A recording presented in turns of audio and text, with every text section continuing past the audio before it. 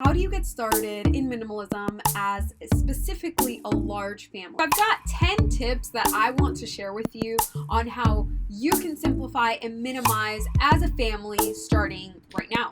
Okay, Boss Hobbies fam, welcome to another episode here at Sloan the Beast. On my channel, I post all things on minimalism for large families, whether you're on this journey as an individual or as a family unit. I post videos that are going to help you simplify your life and live a more intentional time together.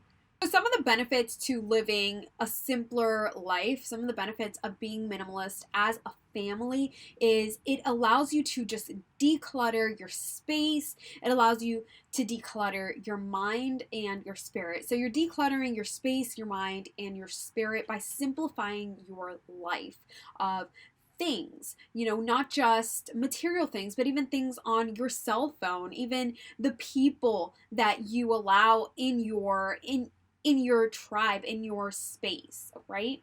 My family of 5 and I live in our RV and we completely gutted it out. We remodeled it. If you're interested in taking a look at our transformation of what it looked like before versus what it looks like now, I'll go ahead and I'll link that in the description box down below so you can take a look at our RV playlist. And it kind of forced us into this minimalist life. Since being on this minimalist journey for the past year and a half, I've really simplified a lot of things, and I will link actually my declutter video so you can take a look at how I've minimalized even more so my wardrobe and things like that. We are really looking this year at living just a slower paced life of really just living more intentionally and dedicating to our kids the time that they deserve and need, especially since they're younger. If you're embarking on this minimalism journey as a family, then I'm just going to assume that hopefully your spouse or your partner is on board, which means that off rip you have an accountability partner. And that is so important when you're first starting your minimalism journey, is to have somebody that can put you on check, have somebody that you can turn to and say, hey, how often do I use this? How often do you feel like I make use of this? Or do I really need it? Is there an alternative for it? Things like that. Having an accountability partner is key. And if you're doing this as a family unit, then it makes it so much easier to be able to turn to each other and say, hey, maybe that space over there, we can really downsize on that space and clear that up. What do you feel like we're not getting use of? What doesn't make us happy, even aesthetically, to look at? What are you not into? Let's just clear it out. I've got 10 tips that I want to share with you on how you can simplify and minimize as a family starting right now. Let's get into it. Number 1 is to open your mail by the recycle bin or by a shredder if you have a shredder, or even better, just go paperless. So whenever I open my mail, I open it by the recycle bin. It makes it so much easier for me to determine, okay, is this something I need to keep? If not, then I'll toss it. If I need to keep it, I do have an archive that I keep with all of our important paperwork, and that's pretty much it. Next is one that I just did yesterday, and trust me, when my husband got home and he was looking for something, and I said, yeah, check the drawer, and he saw the drawer and it was so clean, and he's like, oh, and I was like, oh, and I was like, don't put things back. Definitely one of my tips is clear out your junk drawer or your utility drawer and let everyone know where do things actually go. That's a good way to start getting everyone into the minimalism or just simplifying of your household, is just letting them know, okay, this does not go here. Let's talk about where it does go and set that expectation early on so that you're not running into that problem in the future. So if you guys haven't already, I just want to take this time to shamelessly plug and talk to you about joining the Beast family. If you haven't already hit that subscribe button, definitely be sure to click that button down below, as well as the notification buddy. Notification buddy, also known as the notification button, that will tell you when I upload a new video every single time, which is on Sundays and now Thursdays. So I do have a new schedule. Definitely be sure to hit that notification button so you don't miss a video. rotate your toys. I have actually been doing this for years before we even started this. And what I do is I allow my children to open a certain set of toys at a time, and I will rotate them throughout the year. So I'll give them the opportunity to open newer toys. If we go to storage and they want to take out some toys, then I'll just have them alternate whatever toy they have. It really has helped me minimize the amount of toys that I have in the RV. And it has also made sure that I am aware of what toys they actually play with. So if I see that a certain amount of time has gone by, they haven't played with those toys, they obviously don't need them, I'll just put it in our donation box or our donation bag and send it off. I'm gonna say 99% of the time, the kids don't even notice those toys are gone. My next tip to go minimal as a family is to spend more time outside. Simplify your going out routine. So for example, my husband loves going to the movies. With 3 young kids, it's not my favorite thing to do. We're going to be simplifying our going out. I don't need to go to the movies every single weekend. I don't need to go to the fair whenever it's in town. At the end of the day, they're kids. They want to run around. They want to get messy. So taking them outside a lot more is just going to be a lot better. It's going to allow you to spend more time with them, exploring and having conversations and just spending quality time. Please let me know in the comments down below how your journey has helped you personally, or helped your kids, or helped your family.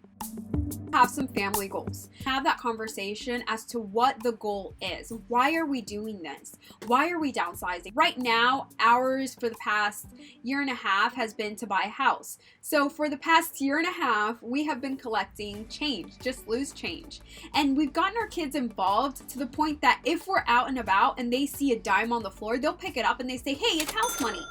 And they will keep it. We have an indicated box where we keep all of our change. And now they're involved in the family goal that for us is to buy a house.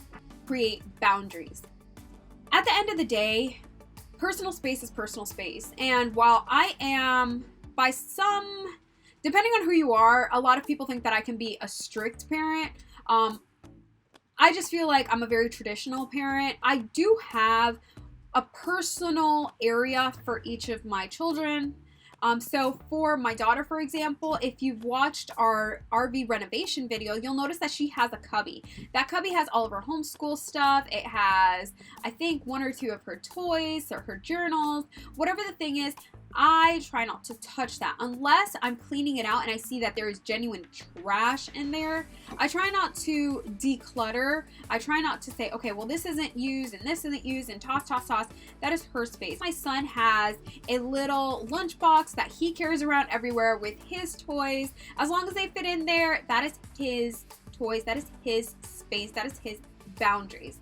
My husband, same thing. There are certain areas that don't belong to you. Don't declutter them. Don't overstep that boundary. And it goes into my next tip, and it's don't impose. Don't impose your minimalist wishes and desires and aspirations on your family.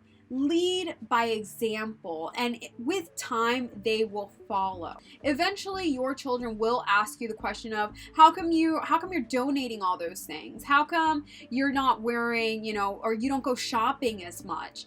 They will proactively ask you these questions, or they'll notice that your habits aren't the same as what they were.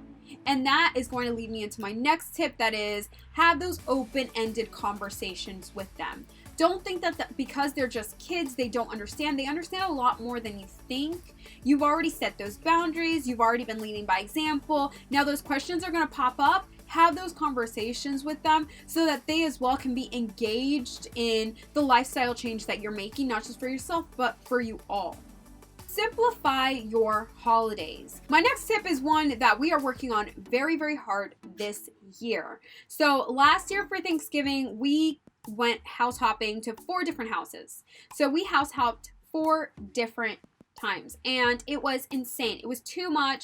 The kids were cranky by the end of the night. I was upset by the end of the night because I had to work the next day, and it was just too much for us. We have come to a point where we're like, wait a minute, my sanity means more than that.